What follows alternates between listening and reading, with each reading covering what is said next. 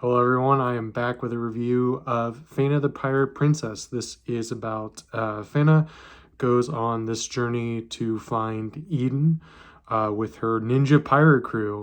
This is created and directed by Kazuto Nakazawa. This is on my bucket list for a while, and what drew me to it was like the premise of pirates and ninjas meshing together. Some positives were the animation across the board by Production IG. What a fantastic job. I really loved the background art. There were a lot of like different locations and they all felt different with their color palettes. Episode, I believe, is 9, where they get into the origin of the villain and how he remembers everything. It's all like watercolor looking. Just those like little touches really made this unique compared to like other like action adventure anime. This definitely has some instruments, some brass instruments, some guitar, some drums and such that I'm used to hearing from these like action adventure pirate type stories like Pirates of the Caribbean and such. But there are like flutes and like violin stuff. Those add a different touch to this that I really appreciate. Action-wise, I thought the action scenes were a lot of fun, a lot of personality to them, and I liked how each character had their own like different weapon, their own different fighting style. Speaking of the characters, even though I thought these were all characters we've seen before, you know, the guy who's the not doesn't feel like he's good enough compared to his friend, the big guy, the mischievous twins, you know, the one character that's like hyper focused on like a specific thing. These were all characters I felt like we've seen before, but it didn't really bother me because I was kind of thinking of it as the context of like we didn't really have the time to spend with them as much, and the little time we do spend with them before like getting into like the plot, I did enjoy their chemistry with one another. I thought like the actors did a solid job. Wish we had less time with the villain.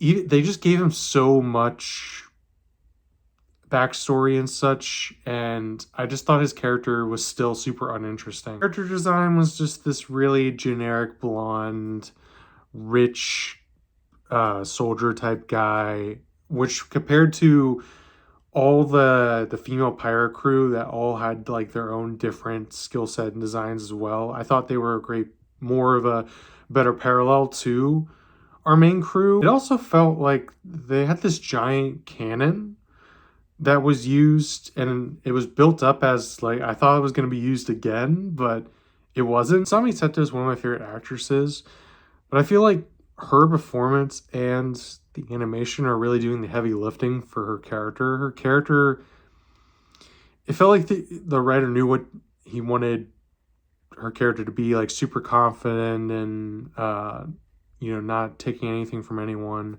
Like a positive female role model. There would be times where the male lead would touch her a lot, and I just feel like from what we saw from episode 1, she wouldn't have let that happen. Then it gets super ridiculous in the last episode where she talks to this god character about whether humanity lives or dies, and she then just loses her memories. It's super odd decision. The only way I could have seen this working is because there is a lot of moments that are super unkind to women, like burning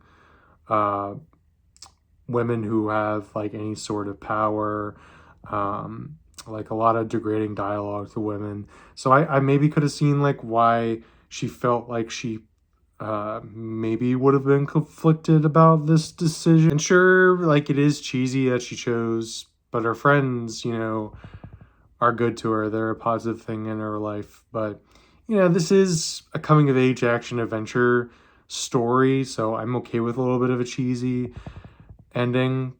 But again, like just really an out of left field choice for like all these decisions in this storyline. My final verdict on this is I don't really have much else more to say about this. The performances and the production side of things really kept this weak, messy script afloat. So I'm feeling 6 out of 10. Disappointing ending, but if the ninjas and pirates meshing together, looking for the El Dorado interest you at all, you might like it. I think it's perfectly fine. You can find this anime on Crunchyroll, and stay subscribed and hit that notification bell if you want to see more from me. I got some other episode recaps and reviews coming up in the future, some currently airing stuff and some stuff that you've already seen me talk about. I appreciate you all sticking by me through this really long break. I just had a lot going on, but I am very excited to be back talking about hopefully some good stuff. All right, stay cozy, everyone.